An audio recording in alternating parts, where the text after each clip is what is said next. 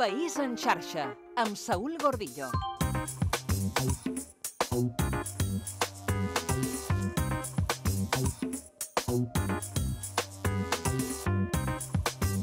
Molt bona tarda, oients que sintonitzeu aquest programa per la ràdio tradicional, i bon dia, bona tarda o bona nit als que ho feu pel podcast. Benvinguts i benvingudes a País en xarxa, una proposta estiuenca de Com Ràdio i de les emissores públiques consorciades que pretén ser un viatge amb els protagonistes i pels territoris de la internet catalana i de les xarxes socials. Aquest és un viatge radiofònic distès per la costa i per l'interior, al nord i al sud del Principat. Fem 5 escapades, aprofitant que les autopistes i les carreteres de les xarxes socials van una mica més lleugeres de trànsit aquests dissabtes d'estiu. Parlem d'internet i de tecnologia, però ho farem com si a l'altra banda els oients no fossin necessàriament entesos ni especialistes. Volem que sigui un viatge compartit. Ens acompanyeu?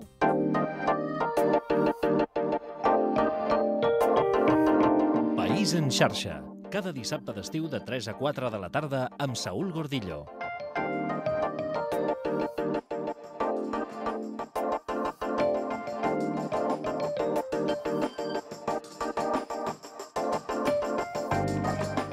Aquesta quarta escapada la farem en autobús i en tren de rodalia. Anirem en transport públic pendents de la informació que ens facilita Transports Metropolitans de Barcelona, i quan pugem al tren seguirem via Twitter el que ens diguin els usuaris de Rodalia i del portal rodalia.info.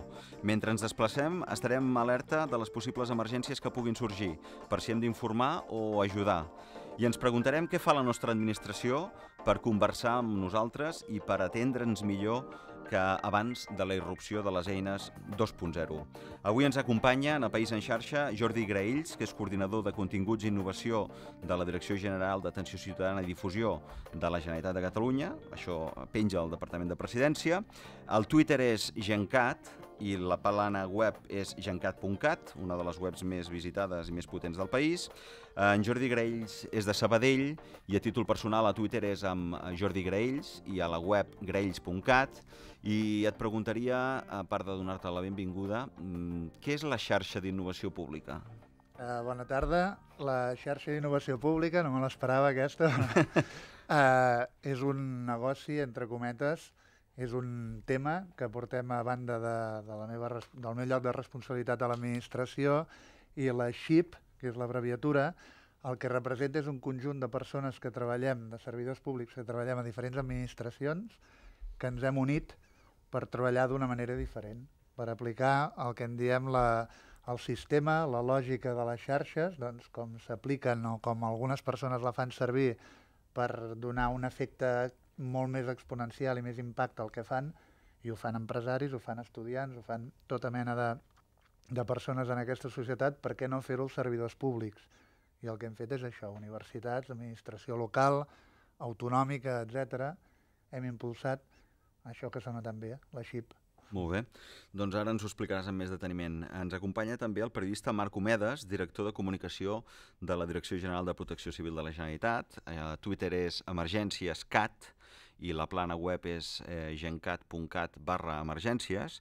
A títol personal, en Marc també és a Twitter, però el té bloquejat, el té allò només pels amics, @omedesmarc. En Marc ve de Barcelona. I per començar et preguntaria què és el que aconsegueix Protecció Civil amb el seu canal, que ha tingut un cert èxit a Twitter. Bona tarda. Bona tarda. Bàsicament, al Twitter, la idea de començar a utilitzar les xarxes socials i començar amb Twitter és que nosaltres treballem amb la immediatesa, amb la necessitat d'immediatesa i d'arribar al màxim de ciutadans. També és una eina pels periodistes, òbviament, i la viralitat que et dona Twitter és bàsica per nosaltres en moment de necessitat. Les emergències, per definició, són ràpides, canviants, evolucionen d'una forma inesperada i ràpida, i el Twitter ens permet informar online gairebé el temps que pretèritament es triga en fer una nota de premsa o en respondre a les trucades dels periodistes. Avui s'ha abreujat molt i ens permet també, tot i que no quedi bé dir-ho en un mitjà de comunicació, saltar-nos, diguem, diguem, l'intermediari i arribar també al ciutadà que vulgui estar informat de forma directa. El que passa és que el canal de Twitter que teniu, el públic bàsicament és el ciutadà que li interessa molt això, o també és útil pels periodistes que han entrat molt al Twitter com una font d'informació? Hi ha de tot.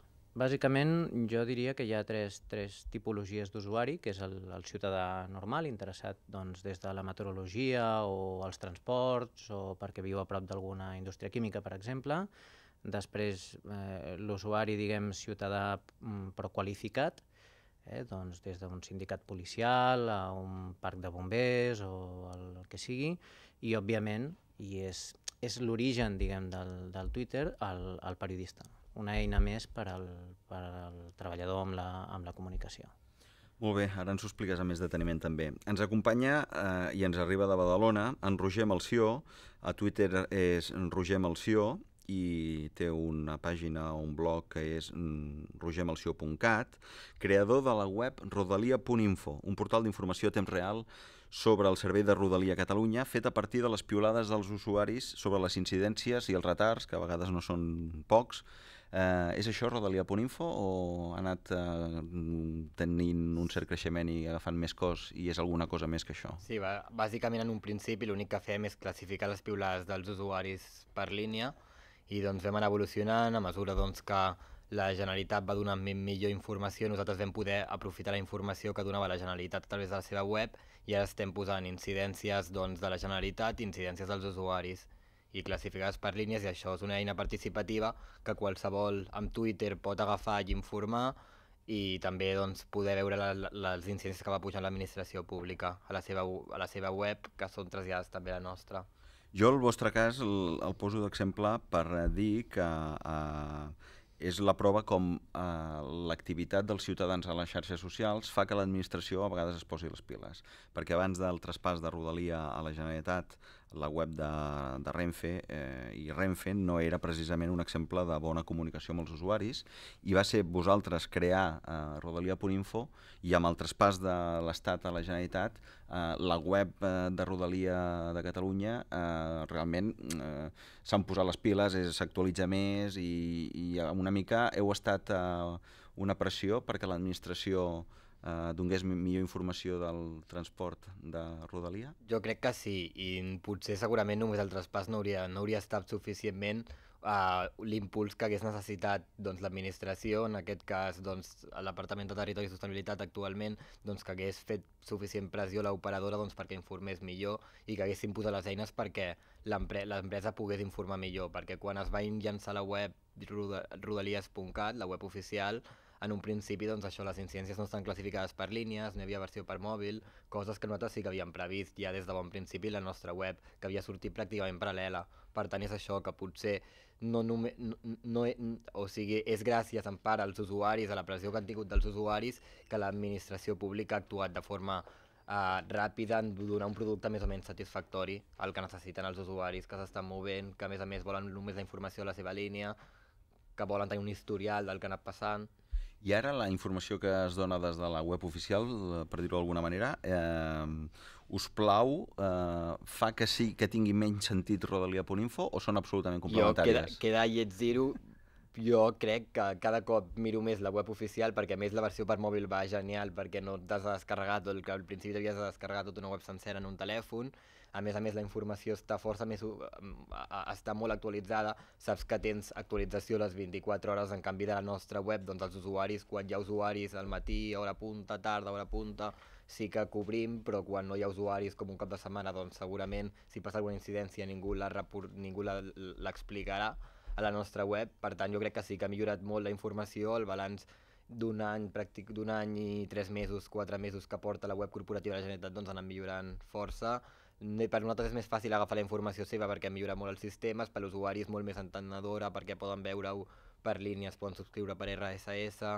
Suposo que, clar, els recursos amb alguna cosa es deuen notar, no? I tenen més recursos per fer-ho millor, no? Sí, però és això, que sobretot de vegades potser sí que algun dia quan hi ha alguna incidència potser els sistemes es col·lapsen, com va passar amb la nevada, i segurament per això és quan es va posar el tema d'Emergències CAT que va sorgir en aquell moment, no? Potser. Perquè Emergències CAT va néixer a partir del hashtag de la nevada, de la famosa nevada que va deixar la part del nord del país? Va néixer, bueno, la part nord i pràcticament tot el país, Bueno, la part nord depèn des d'on tu miris, no? Va néixer llavors, el que passa és que va néixer com una, diguem, com una necessitat peremptòria i un, diguem, de moment, perquè pràcticament ho he de reconèixer, llavors nosaltres apenas sabíem el que era el Twitter, més o menys, diguem, a nivell d'usuari, qui més qui menys ho sabia, però no com a eina d'ús corporatiu. Diguem que a partir de llavors va tenir una parada tècnica, fins que vam estar, diguem, formats i vam conèixer, i no va ser fins a la tardor passada que ens vam posar, diguem, d'una forma continuada, amb la continuïtat que requereix un servei que quan el poses en marxa, evidentment, no el pots deixar d'alimentar. Molt bé. El quart convidat és en Santiago Torres, director de Comunicació de Transports Metropolitans de Barcelona. A Twitter és tmb_Barcelona i la web és tmb.cat. Quin trànsit d'informació té TMB dels usuaris des dels seus dispositius mòbils? Perquè hi ha una aplicació de TMB per mòbils que va molt bé. Hola. Gràcies per convidar-me a participar en aquesta taula rodona. Jo crec que és interessant, no?, que des de les emissores públiques es faci una aposta realment per la comunicació digital. D'alguna manera s'alinea en l'estratègia que hem marcat des del punt de vista comunicatiu des de la nostra empresa, no? I és que pensem i creiem fermament que hi ha un canvi estratègic important, i aquest canvi és el que hem volgut significar des de la nostra empresa, no? De el que havia estat fins ara la comunicació convencional, que moltes vegades feien a través d'anuncis, a través d'informacions impreses, a la comunicació digital, que és molt ràpida, que és molt més directa, que connecta més amb els usuaris, no? És més barata també o no? És més barata... Bueno, és a dir, en temps de crisi, apostar per la digitalització o pels mitjans digitals és més eficaç. És més eficaç. Nosaltres hi creiem, ens hem trobat amb una cosa, i és que no hem pogut copiar. ¿Vale? Quan comences una cosa sempre intentes trobar un referent, i aquest referent a Espanya no l'hem trobat, i a l'estranger, a Europa, n'hem trobat molt pocs exemples, i llavors ens trobem que anem inventant. I quan vas inventant, doncs et trobes que fas coses, o que comences coses, que al cap d'un temps penses que aquestes coses, que tu fas l'oferta, i llavors la demanda et supera. Nosaltres vam fer una aposta per la comunicació digital, van crear tot un seguit de perfils a Facebook, a Twitter, a YouTube, a Flickr, algunes altres xarxes socials d'impacte menor, i ens hem trobat que a partir de que tu generes aquesta oferta, que hi és, no? Que d'alguna forma quan dius hem de ser-hi, l'usuari et demana més i més. I aquest demanar més i més, en el nostre cas, es tradueix bàsicament en que l'usuari ens demana la informació d'incidències del servei i ens demana atenció al client. El tema de l'atenció al client és més fàcil de gestionar perquè se suposa que hi ha un horari crític durant el qual tu atens i l'horari d'incidències representa que tu l'has d'atendre totes les hores que tens de servei. I quan comences, potser no estàs en disposició d'oferir aquesta demanda que l'usuari t'està reclamant. I aquesta és una mica la lliçó que nosaltres hem après. Has de trobar el punt exacte, no? Perquè no sempre tens tots els recursos. És una qüestió també de recursos. Em preguntava si és més barat. És que és una qüestió de recursos. Nosaltres, Transports Metropolitans de Barcelona, oferim un ventall horari molt ample. Vull dir, estem des de les 5 del matí fins a la 1 de la matinada pràcticament, tanquen a la 1, però en realitat els metros estan operant fins a la 1, els autobusos una mica més, i durant el cap de setmana el metro no tanca la nit. I, per tant, jo trobo poca justificació ara mateix que jo pugui oferir una incidència de servei que passa a les 11 del matí respecte d'una altra que passa a les 2 de la matinada. L'horari té l'expectativa de que el servei que li oferiré és el mateix. Potser quan em vaig pensar aquest servei jo no estava pensant en això. Vale? Aquest és un tema important, no? Que nosaltres ens està fent reflexionar, però en base a una aposta estratègica, i és que volem ser-hi, i volem ser-hi de veritat, i per tant cada vegada que passa una cosa a la xarxa jo li vull oferir el millor servei al meu client, i amb aquest hàndicap estem, no? I a darrere de l'empresa o de l'administració hi ha uns senyors que, en aquest cas, doncs, per mi, una mica la xarxa d'innovació, la xip, no?, que parlava el Jordi Graells, és això. Per mi és gent molt motivada. O sigui, sou els que tireu del carro de l'administració i a les empreses públiques, perquè cada vegada la distància entre l'administració i el que representen els Roger Malciós, que cada vegada seran més, doncs siguin menys distant, no? Jo, per això, si no et sap greu, preferiria parlar de l'administració i no de la xip. En el sentit que esclar, que jo represento segurament la... Després, si vols, comentem el tema de la xip. Pots parlar del que vulguis. No, perquè no, que ens interessa molt. Potser barregem, vols dir? Sí, estem barrejant temes que... I llavors jo el rol institucional que tinc és com a persona que al seu moment vaig ser l'estratega d'impulsar la guia de xarxes socials. Ara el Santiago deia que estàvem buscant un referent a nivell internacional. Jo li diria que des de fa 2 anys el referent internacional amb les administracions, sense cap ànim de pretensió, és el rol que ens assignen a fora d'aquí, és la Generalitat de Catalunya. Fa les conselleries aproximadament 3 anys i mig, 4, 2 anys de presència efectiva dels comptes institucionals principals de la Generalitat, de departaments, evidentment, i 1 any de guia d'usos i estils de les xarxes socials, no?, de la Generalitat. En 1 any hem tret 4 edicions, aquest mes hem tret la 4ª versió, la 4ª edició, perquè hi ha hagut un canvi en la imatge corporativa, però sortosament hem sigut el referent. El govern basc es va copiar, com així reconeixen els crèdits de la llicència Creative Commons que fan servir l'estructura de la guia. La setmana que ve segurament sortirà la de la UOC, també basada en bona part amb la de la Generalitat, i a mi em sembla que hi ha un punt disruptiu. Per això volia aportar això, perquè em sembla que és molt més interessant. Ens toca el rol de ser papers capdavanters. Vam sortir amb el d'Emergència SCAT quan tots els sistemes d'informació oficials estaven penjats, el web de Renfe, com coneixes molt bé, Roger, el web de Ferrocarrils. Nosaltres teníem com aquesta mena de telèfon vermell des de la DGAC que controlàvem la informació al moment, i sabíem que hi havia usuaris al carrer que ens demanaven, que al revés del que es va dir en aquell moment, en què es va donar el senyal de que tothom estava a lloc, jo, per exemple, que pel fet d'estar treballant amb els comptes de Twitter, em vaig quedar tirat a Sarrià, i el que vam fer va ser activar els comptes de Twitter, i automàticament en qüestió d'1 hora i mitja doncs, ens van donar d'alta 700 usuaris i ens ho agraïen. Hi ha un altre punt d'inflexió importantíssim, que és fa 1 mes i mig, la Generalitat decideix impulsar el compte 012.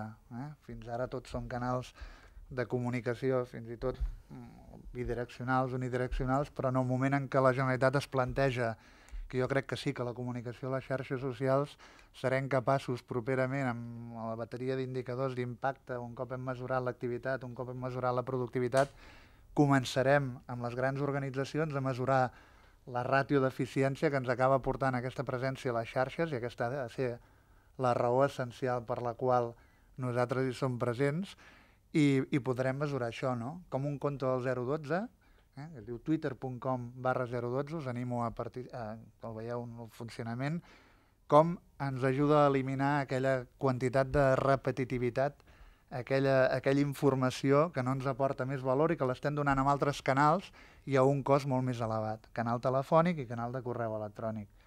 Crec que aquí em sembla que ara ja, tot i que no està plenament operatiu, però corregiu-me si d'això, em sembla que l'Ajuntament va treure el Twitter del 010, però no sé si està emetent tuits, i a partir d'aquí en veurem uns quants. Hi ha un canvi de concepció. Després, una última cosa, el que deia Roger, quan ells van sortir 24 hores abans que el web oficial de Rodalies, i els hi vam agrair, i hi ha un punt també distintiu, no? Que us veu trobar amb una gent que ens vam entendre molt bé, no? Tots plegats. Si s'haguessin trobat al capdavant una administració que pensessin que ells eren desconfiada d'aquestes eines. O l'autoritat, no? Les persones de tota la vida hem exercit la funció aquesta d'autoritat, ningú ens l'ha rebatut ni han tingut competència. I en canvi us vau trobar amb unes persones que el primer que pensem és que tots estem emetent informació de valor públic, i tan important és la teva com la nostra, amb l'única particularitat que la nostra és oficial.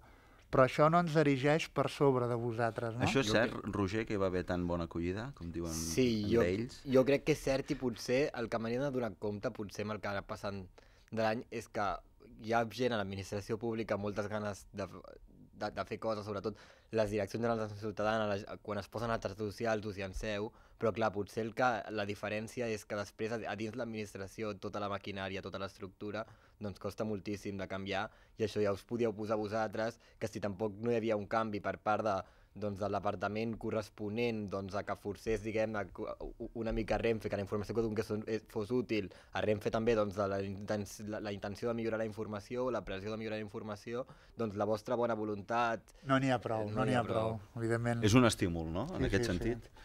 Santiago. Sí, no, el que volia comentar, nosaltres reconeixem el mèrit, el lideratge i l'obrir camí que està fent la Generalitat de Catalunya, principalment en matèria d'atenció al ciutadà.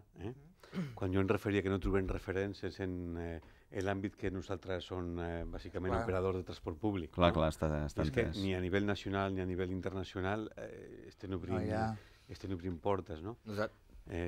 Bueno, és molt interessant tota la feina que esteu fent a nivell de marcar pautes, de llibres d'estil, de com comunicar-se amb el ciutadà, i en aquest sentit nosaltres, és un dels dos aspectes que jo comentava, no?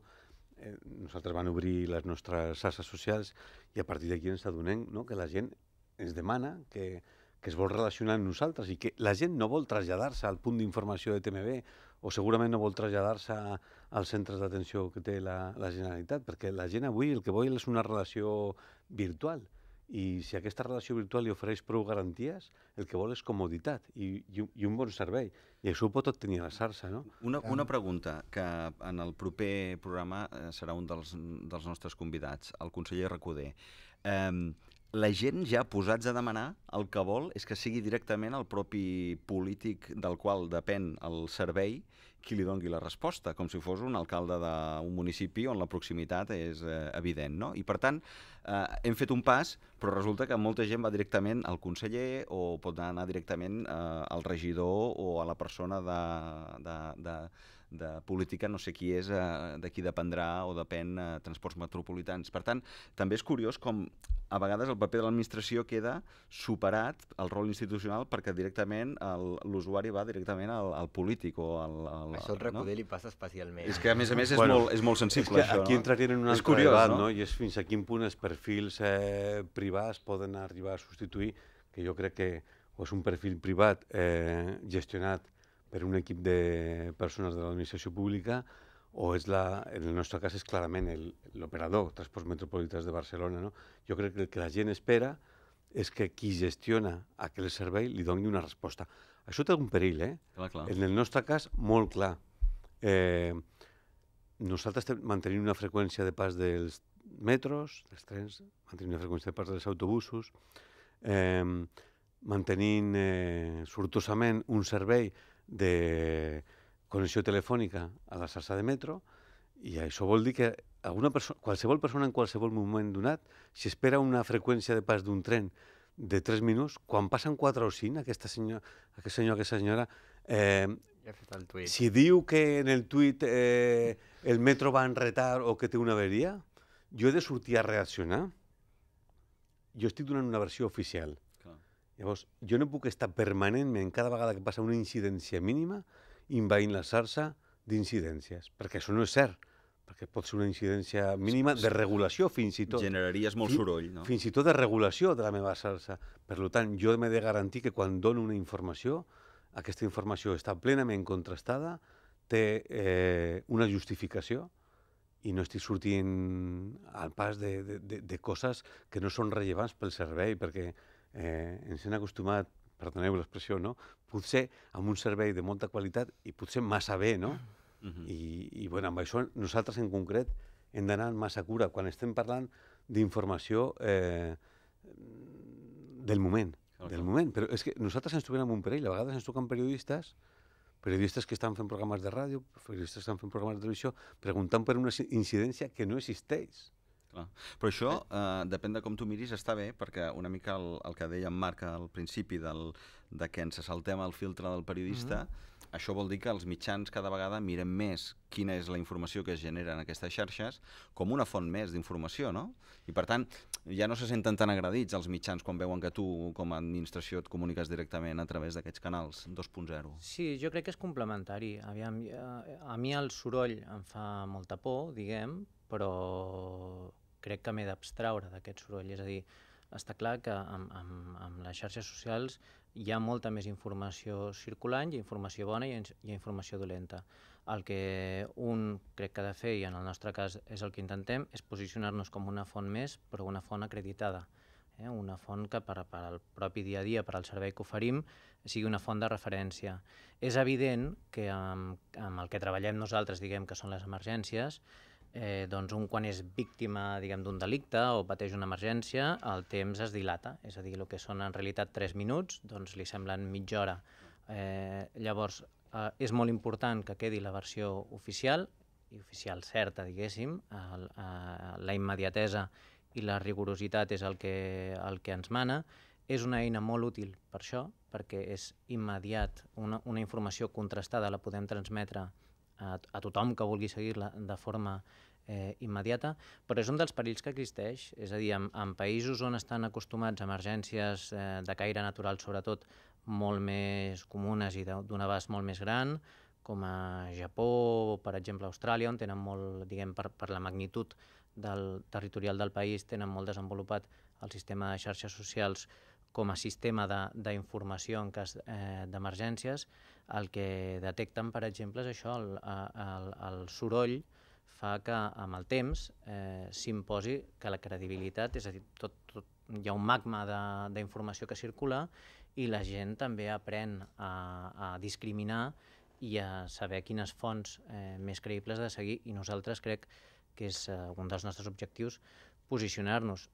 També hi ha un altre vessant que volia insistir, que és no només la part d'emergències, és a dir, nosaltres li busquem d'altres utilitats, perquè no sempre hi ha emergències, gràcies a Déu, i també el Twitter com una font de sensibilització, és a dir, de divulgació, de prevenció, no? De fer didàctica, tant per les campanyes de revetlles, com per exemple consells.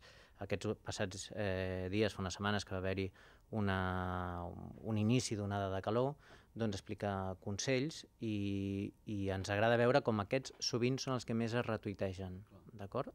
És un tipus d'informació que potser és molt bàsica, és molt de sentit comú, però que ens convé que circuli, i sovint, tot i que es fan campanyes de caire tradicional, amb pòsters, tríptics, és més fàcil que arribi a més gent a través d'aquestes noves xarxes que no de la forma tradicional. De fet, la gent està esperant el que li donaves abans per uns altres canals o formats, no? I per tant és molt coherent, no? I us funciona a Twitter com a via d'avisos d'incidències i d'emergències? És a dir, algun ciutadà o algú us avisa d'alguna cosa de la qual no teníeu notícia a través de Twitter i us ha servit en aquest sentit, o ja és més complicat això? Aviam, no és la norma. És l'excepció, gràcies a Déu també, no és la norma. Hi ha canals, és a dir, els canals perquè un ciutadà adverteixi d'una emergència hi són, i és el telèfon d'emergències, és el 112, el telèfon únic d'emergències, que a més és telèfon únic europeu, diguem, i en aquest sentit qualsevol persona que, diguem, tant dels visitants de la Unió Europea o qualsevol ciutadà que pateixi qualsevol mena d'emergència o en sigui testimoni, és la forma d'avís a través del 112 i els protocols per avisar el Centre de Coordinació d'Emergències, el CECAT, depenent de Protecció Civil, que és on estem nosaltres situats. Llavors, el canal d'arribada d'aquest tipus d'emergències és molt ràpid. El que nosaltres fem, diguem, és rebre quan hi ha un pla d'emergències activat, diguem, vehiculem la informació dels diferents cossos d'emergències, és a dir, Mossos d'Esquadra, policies locals, bombers, el sistema d'emergències mèdiques, cos d'agents rurals, etc. El que ens permet el Twitter és el que accelerarà molt més el procés que abans. Per posar un exemple molt tonto, molt planer, però que és real. En un cas d'una emergència tipus nevades, el procés d'acumulació, de recol·lecció de la informació que teníem abans feia que quan teníem la nota de premsa llesta per llançar, alguna de les carreteres que sortia com a tallada probablement estava oberta, ja, perquè ja havia passat la màquina llevaneus o se n'havia tancat alguna. El Twitter el que ens permet és alimentar de forma constant, anar corregint i anar informant independentment. O sigui, tu pots anar informant d'informacions parcials que fan un tot i que permeten a la gent estar informada online. Com es gestiona això que sobre la marxa es fan les coses i que suposo que no sempre els llibres d'estil i els protocols es compleixen, no? Jordi? Jo aquí volia afegir un parell de coses perquè la gent ens entengui, també a l'altra banda de l'audiència. Estem centrant-nos tant en Twitter perquè Twitter el que permet és vehicular o manualment, mitjançant edició manual, o bé redireccionant la informació que pots tenir amb el que se'n diuen feeds o RCS, és a dir, informació que ja tenies en un altre mòdul, en un web o en un altre sistema d'informació, et permet vehicular d'una manera molt ràpida i que pot ser compartida la informació que ja tenies. Per tant, properament també et volia comentar, Roger, que tindreu un company oficial que emetrà informació a Twitter, que serà Rodalies Cat. I no és ell, molt properament, no el contracteu amb ell. Llavors, És que millor podria fer-ho. Fixeu-vos, no, serà sensacional perquè tindreu la informació que ja la tenim en altres repositoris en forma de RCS pels canals de Twitter. I quan fem una cerca a través de la paraula clau, del hashtag o tag o etiqueta, com ni vulgueu dir, tindrem tota la conversa que s'esdevé al voltant d'això, de la línia de Rodalies 1, de la 2, del que sigui. Perquè, o sigui, serà un compte estil ferrocarrils que hi haurà algú darrere gestionant manualment i podrà contestar a les preguntes dels usuaris? No, o serà seran comptes de sistemes d'informació bàsicament unidireccionals. Vale. No followejarem a la gent, no els seguirem, sinó que la gent es farà seguidor. Jo us ho comento perquè això de vegades... Sabem com es dirà o encara no? Sí, això és, cada línia, no tan sols les línies de transport de ferrocarril, sinó com coneix també el Marc properament, segurament passat l'estiu, doncs tots els eixos viaris de Catalunya tindran un compte de Twitter, un perfil al qual la gent se subscriurà. Com els de Meteo, més o menys, no? Com? Com els de Meteo Com de els de temps. Meteo. El Meteo vam ensenyar ja quina era la nostra estratègia pel que fa a aquesta mena de canals de servei més unidireccionals. Això no seria pròpiament el 012, però jo el que volia afegir, Saúl, era que tot això és molt fàcil, que la gent ho entengui, tenim aquesta informació repositada en un altre lloc i li donem valor perquè la posem en circulació. I és valor amb molta utilitat. Però, a més, en aquest estat, el dia que les companyies telefòniques permetin tenir l'acord com tenen a Twitter, a qualsevol altra, la majoria d'estats del món, i puguem enviar un tuit amb un aparell que no sigui un smartphone, en forma d'SMS, tot això encara es popularitzarà molt més. Un servei d'alertes. Un servei d'alertes i que, saps allò que quan accedeixes a Twitter pots veure perfectament que a l'estat espanyol les operadores no han fet encara la convalidació del valor d'un tuit en forma de... Ara reps un correu electrònic, no? Sí, quan et retuitegen o t'esmenten a tu, doncs això seria fer-ho a través de l'SMS.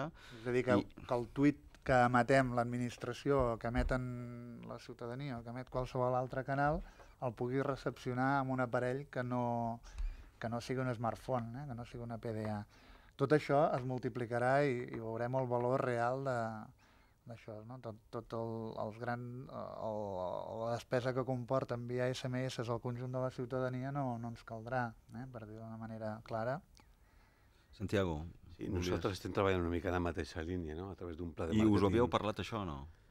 Ja ha sigut casualitat, pregunto. No, és casualitat. Nosaltres estem treballant un pla de màrqueting relacional que posem en marxa justament al setembre, que té els mateixos condicionants que estava explicant el company, i que el que pretén d'alguna manera és especialitzar, és a dir, la gent viatja en una línia de metro o en unes determinades línies d'autobús, no? I el que no li importa el que passi en un altre lloc, li importa el que li passa amb ell quan va a treballar cada dia, no? I per tant, tu t'has de subscriure amb una informació que és la que realment t'interessa, personalitzada. Hi ha una sobreabundància enorme d'informació, no? I això al final ens acaba generant un cert estrès i molt soroll, no? Si ens arriba tanta informació per correu electrònic, per SMS, per 1000 canals, que al final és difícil a vegades discriminar el que realment t'interessa i el que no t'interessa, no? I per tant ha d'haver-hi una certa especialització. Jo volia dir una cosa, i és que tinc la sensació una mica que estem parlant tota l'estona de Twitter. Nosaltres el tema de la comunicació digital la interpretem com un sistema multicanal, és a dir, no només és Twitter, i no només són les xarxes socials, hi ha altres eines. Nosaltres estem potenciant molt els canals audiovisuals, que ara mateix estem ampliant tota la xarxa de pantalles televisives a la xarxa de metro i també a la xarxa d'autobusos, no? De tal manera que la gent, quan està allà dintre, també pugui saber què és el que està passant i com pot interactuar amb altres intercanvis que pugui fer en el cas del transport públic, no? I després volia fer un comentari, i és que està sortint d'una manera reiterada el tema de la famosa nevada, no?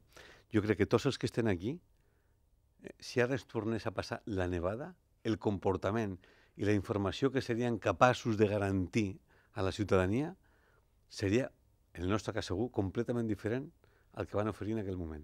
Però seria millor. Infinitament millor.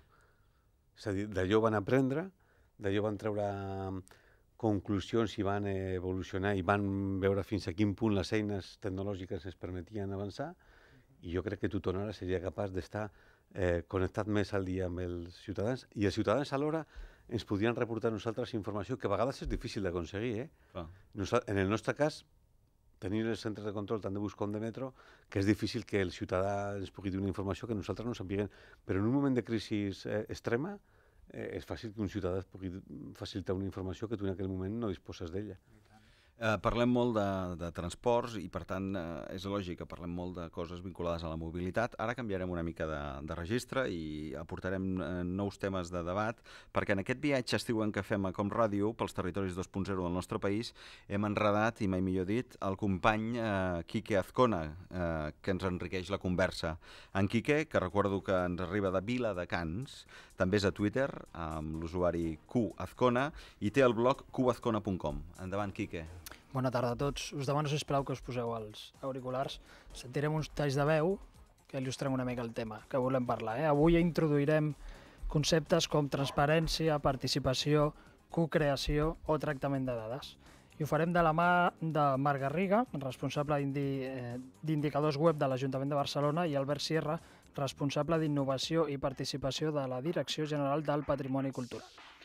Les opinions que escoltarem estan extretes d'un vídeo que ells mateixos han allotjat a YouTube, titulat Participació ciutadana i transparència.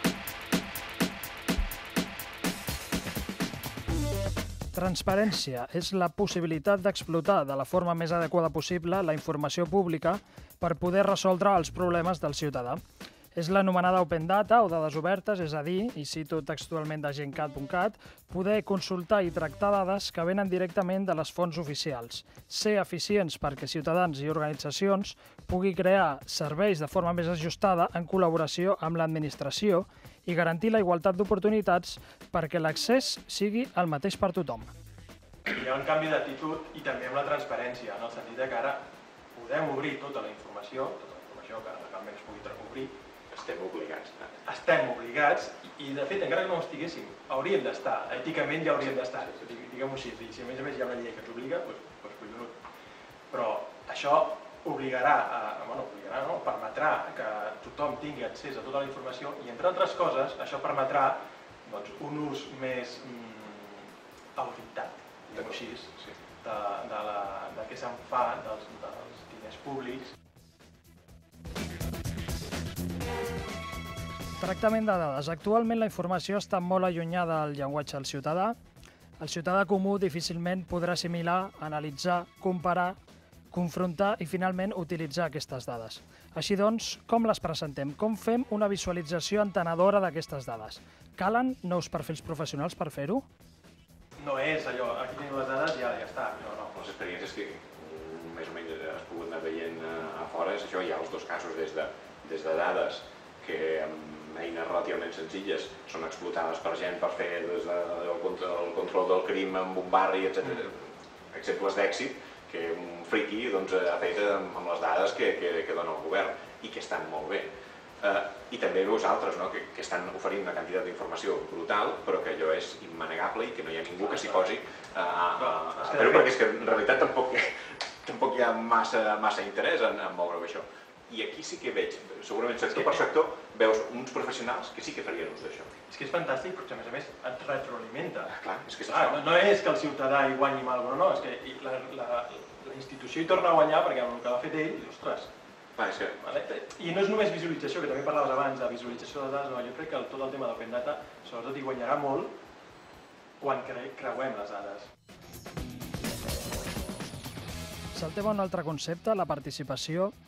que vol dir proximitat, interactivitat, rapidesa en la resposta, flexibilitat, diàleg.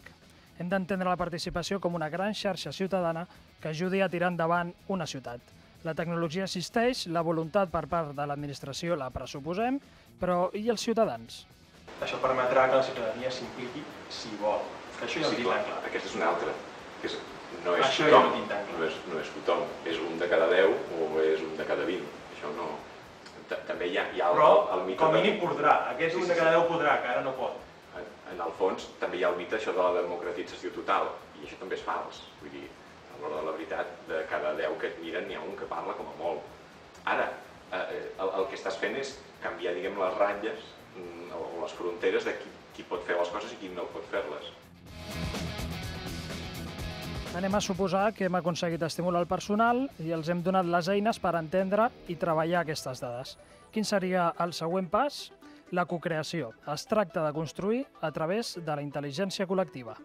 És el públic el que està oferint els continguts, el que està generant els continguts, i la resta de gent, que també és públic, el famós prosumer, emets i reps. I aquest és el comportament per defecte. I aquesta manera de fer està infectant cada cop més les estructures de les organitzacions. I quan més piramidals són, més difícil els és a aquestes empreses o institucions adaptar-se a unes noves normes de joc que no tenen res a veure, que estan en horitzontal i que són xarxes entre la gent.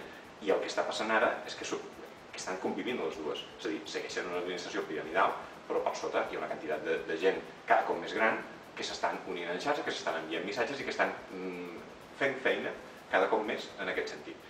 I el pas més gran serà el de que l'administració, l'empresa, el museu, la institució admeti no només la participació en comentaris, sinó la participació activa, la participació d'aportació, la cocreació per part de fora. Estem preparats, administració i ciutadania, per la cocreació? Podria esdevenir aquesta intel·ligència col·lectiva la llavor per apropar l'administració i els ciutadans? Si em podeu respondre. Començo jo? Sí, Jordi, endavant. Generalitat de Catalunya, a veure.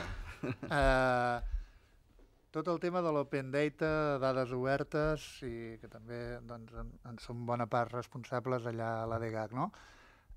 Nosaltres creiem que el discurs de les dades obertes i, per tant, de l'engagement o de com s'afegeix a la gent a usar aquestes dades que nosaltres pressuposem que són útils i que són una meravella i tot això, veiem que hi ha un lapsus, hi ha un gap que només aconseguirem superar en el moment en què puguem tenir la capacitat de discernir o de decidir aquestes dades ens sembla que poden ser de més utilitat per les xarxes ciutadanes, pels usuaris, però sobretot pel món de les empreses.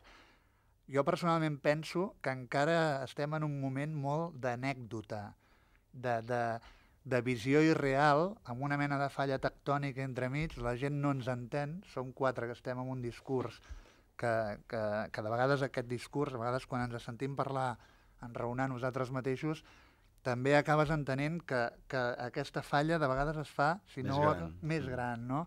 I hem de ser capaços de saber explicar, de dir, no hi ha tanta aplicació de les dades que estem obrint des de l'administració, des de la Generalitat estem obrint un gran conjunt de datasets, però el que ens n'adonem és que els models de negoci que han de sortir a partir d'aquestes dades sortiran quan es comencin a creuar amb un altre tipus de dades més observacionals, més d'actitud, més de comportament.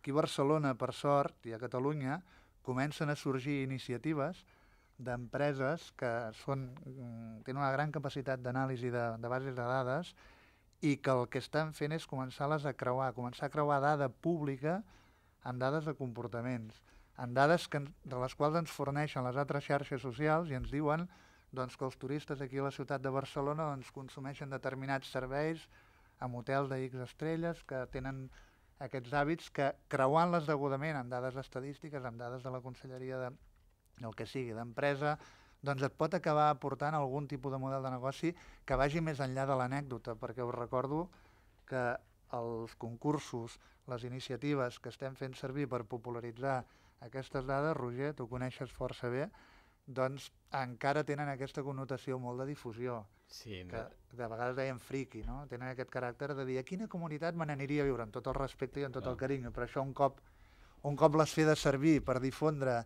les gràcies de la dada de l'open data o de la reutilització de dades, necessitem killers applications, necessitem models de negoci que realment facin entendre a la societat que aquí hi ha una oportunitat de per una negoci nova molt economia, gran, no? per una nova clar, economia. o sigui, realment moltes vegades això els ajuntaments fan grans esforços en oferir dades públiques. Per exemple, a Badalona s'ha fet un esforç important, però clar, quin tipus de dades s'obren? Les actuacions de la Guàrdia Urbana, de la unitat de convivència, que s'hi ha retirat un cotxe en un carrer, que sí, i dius, clar, i després diuen, sí, utilitzeu l'Open Data, i el que s'ha utilitzat més és l'agenda, el FIT RSS, que qualsevol persona amb mínims coneixements tècnics ha posat l'agenda en el seu web de l'entitat, o en el seu web personal, o ho ha vinculat a un compte de Twitter, una determinada categoria. Però clar, més enllà d'això, no crec que, o sigui, em costa veure el model de negoci d'utilitzar unes dades de la brigada de via pública si acaba substituït un banc o no. Però és important que les obri, eh? Ara estem en un moment en què és important que no estic l'Ajuntament de desanimant ara Badalona... I és important que la Generalitat sigui una mica un aparador i un exemple a seguir, no?, per part de les altres administracions, que a vegades no tenen ni el temps ni els recursos per pensar-hi en això, no? Jo només, deixeu-me afegir una cosa i acabo, però imagineu-vos, i no sé si algú em cridarà l'atenció per afirmar el que estic afirmant, és una opinió molt personal, no? Imagina't que, això ho vam estar mirant al seu moment amb els responsables de l'Open Data de l'Ajuntament de Badalona, imagina't per un moment que ens n'adonem que les dades sobre un determinat servei que té l'Ajuntament de Badalona i que obre són d'una precisió, són d'una aproximació molt més gran al que necessita la ciutadania, amb serveis culturals, amb el que sigui. Doncs miràvem el cas de l'agenda cultural. La Generalitat tenim una agenda cultural. Aquesta agenda cultural, la base de dades que hi ha darrere es pot obrir, i s'obre i se'n poden fer molts serveis, clients mòbils, el que sigui. Però quan tracta una determinada part del territori, lògicament, aquella determinada part del territori, si hi ha una administració que és competent en aquella part del territori, en dona una informació molt més qualificada, molt més detallada, i en canvi la Generalitat està donant informació. Però quin problema hi ha? Em semblava que ho deies com si fos un... No. El que us vull dir és que sabeu que hi ha una cosa que és que estem vetllant totes les administracions per veure com som interoperables. El que estan fent a l'Autoritat Metropolitana del Transport hauria de ser perfectament compatible, ho és de facto, doncs amb els perfils que puguem tenir de Twitter, amb el que comentàvem abans. En aquest cas, de dades obertes, el que us vull dir és que si totes les administracions acabem obrint les dades, acabarem oferint un servei realment útil al ciutadà, o els acabarà oferint una tercera entitat, perquè de vegades la interoperabilitat, l'encaix entre les administracions per una història molt llarga de competències que tenim assignades cadascuna i per una manera de procedir que amb el temps doncs, cadascuna té el seu catàleg de serveis. Però en alguns casos aquest catàleg pot ser fins i tot repetitiu, per això et deia que potser estic tocant un tema que pot ser una mica delicat. En canvi, obrint les dades, crec que ens n'adonarem de moltes coses. Podem facilitar nous models de negoci, però també ens podem tornar molt més racionals com a administració. Hem d'anar acabant. Santiago? No, a mi em sembla molt interessant tot el que esteu dient, no? Però tinc una mica la sensació a vegades de que molts ajuntaments creen uns perfils perquè s'ha d'estar, no? Una cosa és estar i una altra cosa és ser. Ja. I molts volen ser-hi, però no canviar la manera de... Efectivament, i no hi ha una estratègia darrere, no se sap el que es vol fer, a vegades no s'atén després el que la ciutadania espera, i bueno, ja m'agradaria a mi, Jordi, arribar on tu estàs apuntant, no? Que seria una mica el gran objectiu, no? Però aquí es produeix una gran segmentació, jo crec, no? I una certa distorsió, no? Entre el que una població és capaç d'utilitzar i la majoria de la gent realment fa ús d'aquestes xarxes socials, no? Aquesta és la problemàtica. Cada programa, i com que és estiu i estem una mica més distesos, jo faig una carta d'amor, d'admiració o una cosa d'aquest estil, i després a veure si tenim temps d'una última intervenció de cadascun de vosaltres. Avui la carta és a l'estimada administració, i li diu així: estimada administració, ets freda i distant, però últimament estàs canviant i ens dones alguna prova, tímida potser encara, que et vols fer propera i més atenta. Sabem que ets gran, massa gran, i encarcarada, massa encarcarada, i que et jutgen per uns tòpics sovint injustos, que si tens funcionaris que no et deixen ser com hauries de ser, que si estàs passada de pes i et sobren massa quilos, que si tens moltes cares finestretes, en diuen, i que això ens complica parlar amb tu, com que sense tu jo no sabria entendre aquest món, sàpigues que vull mirar amb carinyo i que estic molt atent als teus gestos.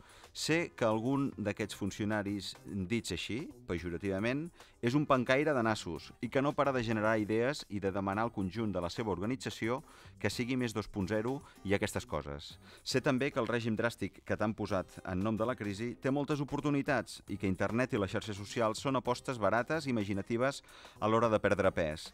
Hi ha molta gent que no t'entén, però tingues confiança i fes passes en la bona direcció. El 2.0 n'és una. Els que t'estimem estarem molt atents.